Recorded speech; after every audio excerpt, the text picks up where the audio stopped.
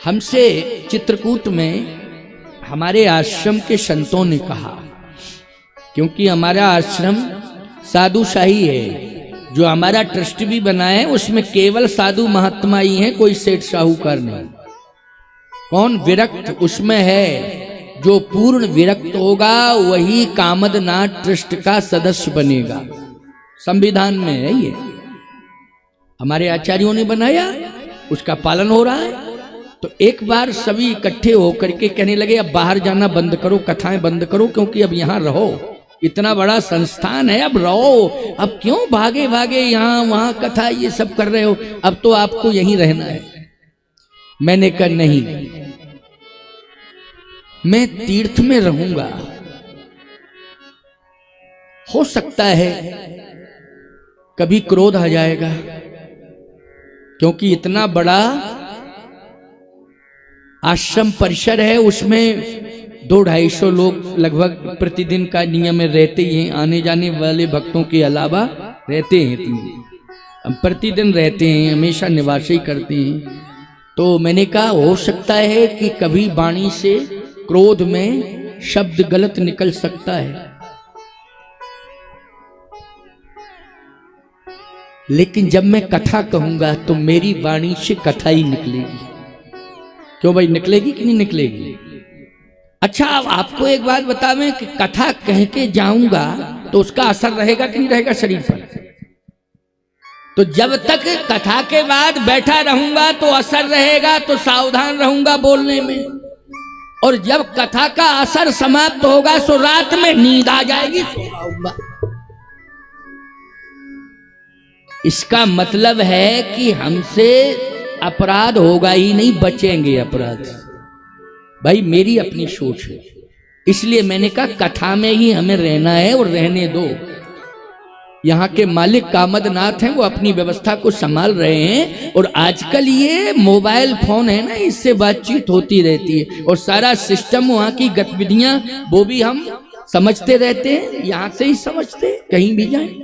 तो मैंने कहा कथा से वंचित मत करो, और यदि ज्यादा पीछे पड़ोगे तो आज हम कामदगिरि पीठ से इस्तीफा दे रहे हैं लोग। मैंने कहा कोई और पीठ का पीठाधीश्वर बने और चलावे। ये व्यास पीठ पर बैठ के कह रहा हूं, ये मीटिंग में मैंने ट्रस्ट बोर्ड की मीटिंग में इस बात को कहा, तो सब हाथ जोड़ने लगे, बोले भैया कुछ नहीं कहना है महाराज जी से, कुछ नहीं कहना है कुछ। इसके बाद अब कोई कुछ नहीं कहते, जो मैं कहता हूं सब सुनते हैं, पहले बोलते भी थे मुझसे, उस दिन के बाद जो मैं कहता हूं वो सब सुनते हैं, अपनी तरफ से कोई बोलता नहीं है। क्योंकि मैं ना तो ट्रस्ट का 1 रुपया ना व्यासपीठ का 1 रुपया व्यक्तिगत यूज में नहीं लेता। या तो आश्रम निर्माण होगा, या गौ सेवा में लगेगा, या भोजनशाला में लगेगा, पारमार्थिक प्रकल्पों में लगेगा। ये वस्त्र भी जो आते हैं, जब शिष्य दीक्षा लेते हैं ना, तो कहते हैं महाराज जी कैसा पहनते वो बताओ, तब बताया जाता है कि ये इस तरह का लाओ तो महाराज जी पहनेंगे नहीं, कोई भी दे दो वस्त्र स्वीकार कर ले, तो वस्त्र भी चेले ही दे देते हैं। अच्छा एक बात बताओ, ये वस्त्र है, अब ये पहले दिन पहना था वही है कि रोज बदल के कलर वही रहता है? चाहे आप सप्ताह भर पहने चाहे रोज बदले, ऐसा तो नहीं है कि रविवार को पीला पीला, मंगलवार को लाल, सोमवार को सफेद, मंगल को लाल, शनिवार को काला। ऐसा नहीं है, हमारा तो हर रोज जो है मंगलई का है, बोलो भाई, इसलिए मंगलई का है हर रोज। हमारे यहाँ हर दिन मंगल ही रहता है। कलिमल हरण मंगल करण, तुलसी कथा रघुनाथ की, भगवान की कथा कहती हैं हर रोज, इसलिए मंगल ही मंगल है। तो भैया यहाँ वस्त्रों का भी कोई खर्चा नहीं है। और सही बतावें, ज्यादा बीमारी मां नहीं रहते हैं तो दवाओं का भी नहीं है खर्चा। और आपको और एक बात बता दें, अगर जरूरत भी पड़ती है तो दवा देने वाले लोग कहते हैं महाराज जी दवा हम देंगे। हमने कहा और सब दबाओ, गला मत दबाना। हाँ नहीं, ऐसी दवा नहीं चाहिए कि ऐसी दवा दे दो कि हम उठे ही ना। आजकल के चेले लोग गुरुओं को कभी कभी ऐसी दवा दे देते कि गुरु दवाई रहता, उठा ही नहीं पाता। फिर कितने गुरु दवाई गए, नीचे चले गए, समाधियां बन गई हैं। तो आजकल जो है धन के लालच में आज धर्म को नहीं देख रहे हैं लोग। याद रखना, पता नहीं क्या क्या तांडव मचा रहे हैं। लेकिन ठाकुर जी की कृपा से हम धन के प्रति आकर्षित नहीं रहते ज्यादा। हम तो खर्च खूब करते हैं, धर्म में करते, परमार्थ में तो हमको ज्यादा दिक्कत नहीं रहती। और संग्रही नहीं है हम। आया और तुरंत लग गया। वृंदावन में बन रहा है एक आश्रम। याद रखना, 15 साल पहले मैंने सुकोहाबाद में राम कथा कही थी। वहां का एक भक्त पीछे पड़ गया, बिहारी जी का दर्शन कराने लाया वहीं से, और कहा महाराज जी ये जगह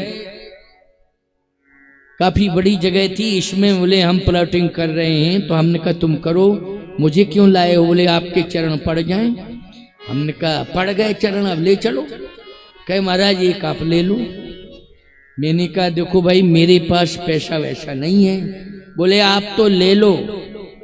मैंने कहा हम फ्री में नहीं लेंगे, क्योंकि तू दान थोड़ी कर रहा है, तू तो हमको ये कह रहा ले लो ले लो ले लो। ये कहता महाराज दान करना है। बोले महाराज जी ठीक है आप जैसा कहें। हमने कहा हम थोड़ा थोड़ा करके देंगे। बोले आपका जो मन पड़े सो करना।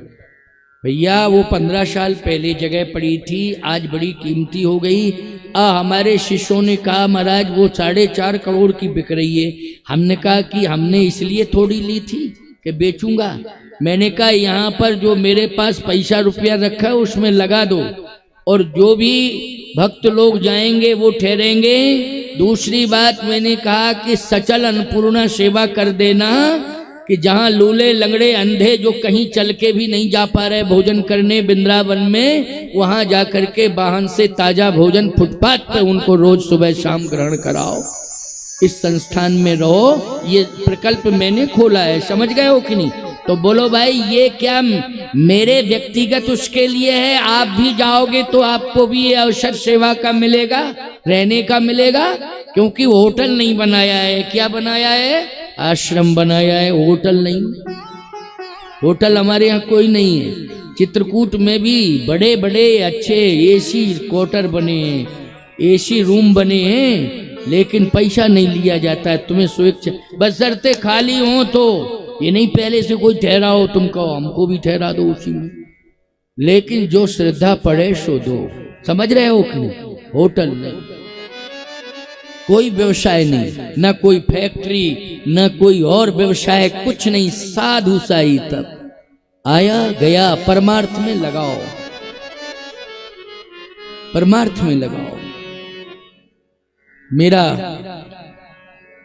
कोई धन के प्रति आकर्षण नहीं है। और इसका अगर तुम्हें देखना हो तो हम ट्रस्ट के अध्यक्ष हैं चूंकि, तो कामतानाथ ट्रस्ट का जो खाता है उसमें तो मेरा नाम है, लेकिन व्यक्तिगत खाते में मात्र 8,000 रुपया पड़े, मात्र 8,000। और वो भी रिनोवल करने के लिए डाले जाते हैं। क्योंकि अभी हमको अमेरिका भी जाना है 10 तारीख से, तो यात्राएं विदेश की होती हैं, तो पासपोर्ट में, वीजा में, सब में रिकॉर्ड मांगा जाता है। क्यों भाई मांगा जाता है कि नहीं? तो वो देना पड़ता है थोड़ा सा उस सिस्टम में।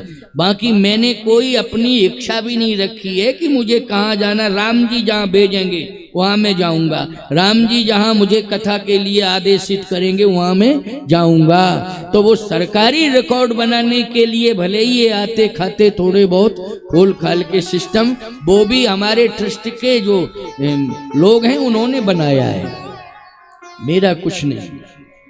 सत्य कह रहा हूं आपसे। लेकिन बस इतना मैंने प्रभाव देखा है ये रामचरितमानस ग्रंथ का और अपने सदगुरुदेव की कृपा का, कि राम जी जब सर पर तो मस्ती दिल में रहती है।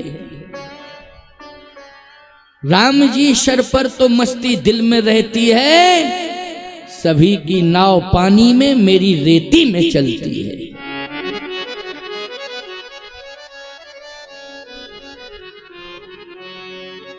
मेरी तो रेती में चलती है।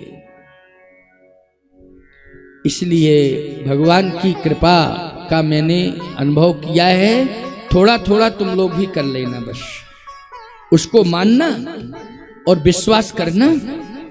तो जो आनंद हमें मिल रहा है तुम्हें भी ज्यादा नहीं मिलेगा, उतना तो मिलेगा, ऐसी बात नहीं, मिलेगा, लेकिन तुम्हें थोड़ा सा समर्पण करना पड़ेगा। आइए सुनिए, दशरथ जी कहते हैं कि मैं तड़प तड़प करके प्राण त्यागूंगा। कैकेयी ने कहा नहीं नहीं नहीं, ये मेरे कारण नहीं, ये तो आपने जो कर्म किया है उस कर्म के कारण ये होगा।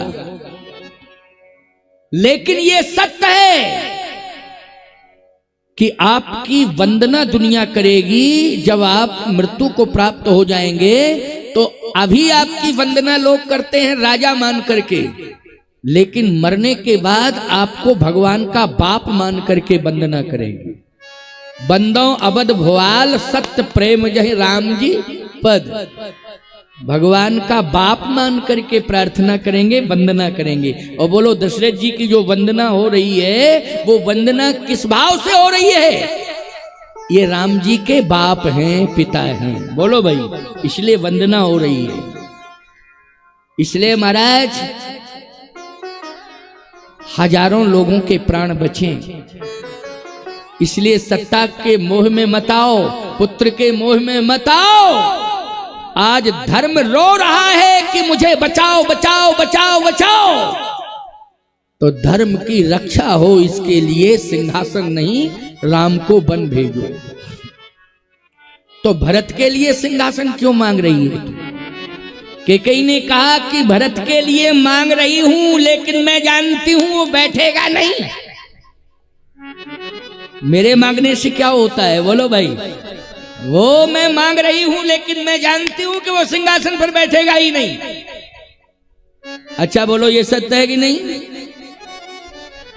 वो नहीं बैठेगा सिंहासन पर, मांग में जरूर रही हूं। तो सिंहासन पर बैठेगा नहीं तो मांग क्यों कर रही है?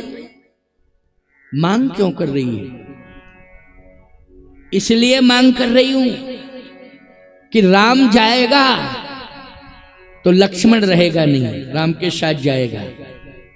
और भरत होगा तो बड़े छोटे की मर्यादा है, बड़े भाई के सामने छोटा भाई सिंहासन पर बैठेगा नहीं। क्यों भाई? बड़े छोटे की मर्यादा होती है नहीं? अच्छा शत्रुघ्न जी सबसे छोटे हैं, जहां भरत जी होंगे वहां शत्रुघ्न जी सिंहासन पर बैठेंगे क्या? जहां राम जी होंगे वहां लक्ष्मण जी सिंहासन पर बैठेंगे क्या?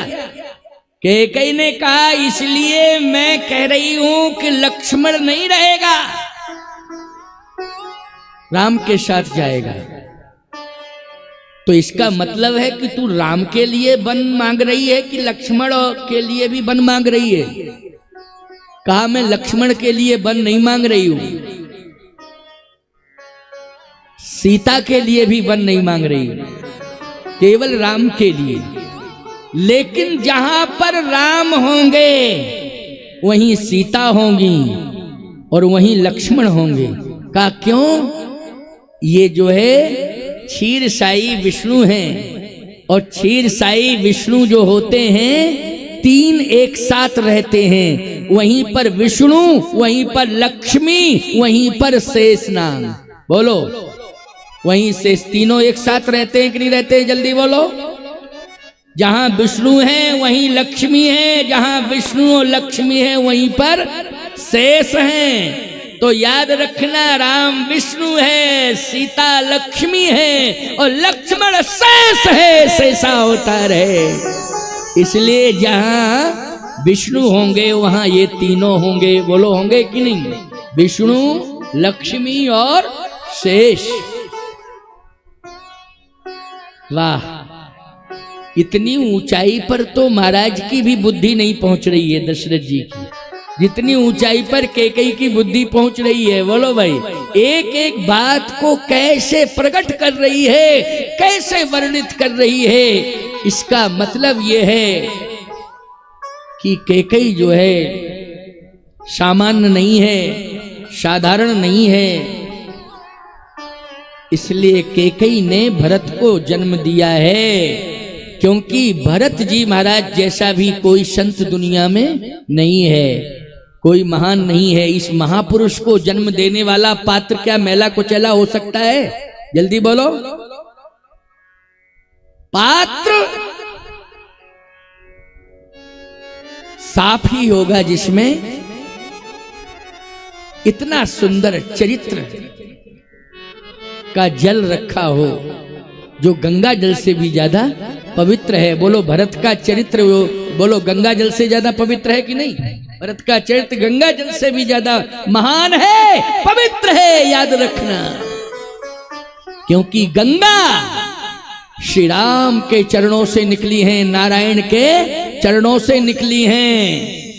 लेकिन सावधानी से सुनना मेरी बात को कि गंगा भगवान के चरणों से निकली हैं, लेकिन भरत तो वो हैं कि गंगा में जो स्नान करता है उसे मुक्ति मिल जाती है, और जो राम के नाम का जप करता है उसे मुक्ति मिल जाती है, शक्ति मिल जाती है। सारी दुनिया राम के नाम का जप करती है कि मेरा कल्याण हो जावे, लेकिन राम जी भरत के नाम का जप करते हैं कि मेरा कल्याण हो जावे, मेरा कल्याण हो जावे।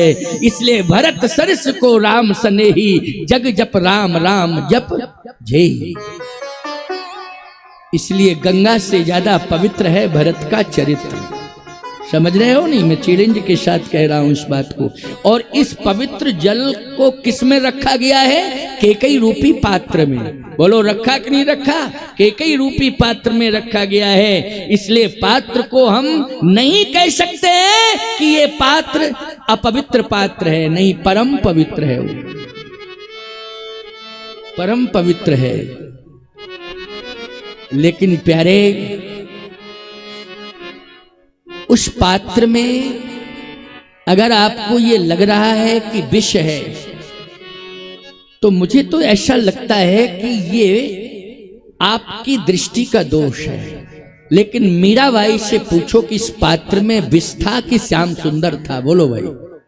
ये मीरा ने खुद कहा कि मुझे विष दिखाई नहीं दे रहा है, मुझे तो घनश्याम दिखाई दे रहा है। क्यों भाई? मीरा जी को विष के प्याले में क्या दिखाई दिया था? विष का प्याला राणा भेजा, पी गई मीरा बाई।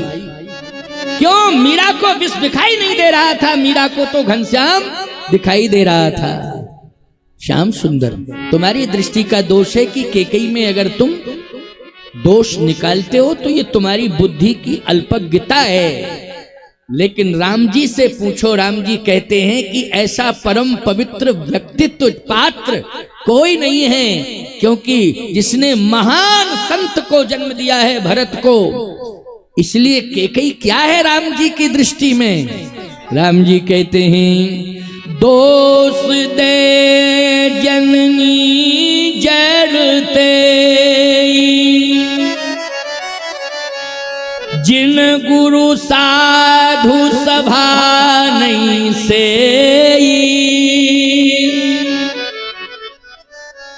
तो किसी ने कहा कि कैकेयी को कलंक लग गया है।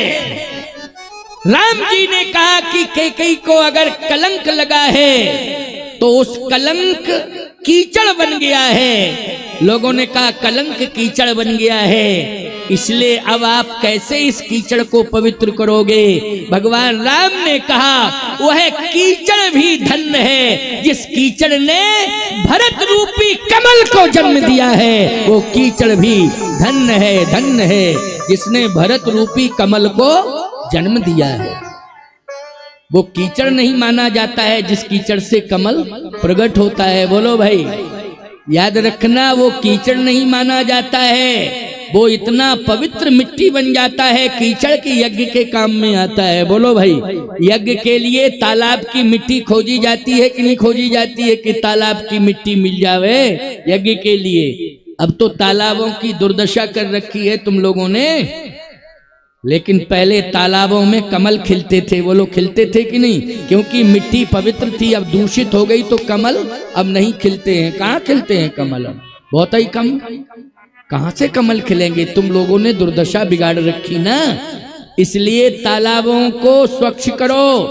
अगर कूड़ा कचरा भर गया है तो हटा दो, और जल के स्रोत जो सरोवरों के हैं उनको प्रकट कर दो। नहीं तो ये भूमाफिया लोग तालाबों में प्लॉटिंग कर देंगे।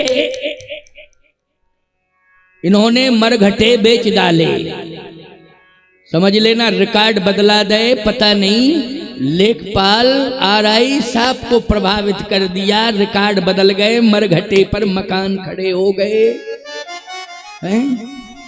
एक बार तो गांव वालों ने शिकायत की अपने विधायक से, मंत्री से, कि हमारे गांव में मरघटे पर मकान बन गए, इसलिए जांच बैठाई जाए।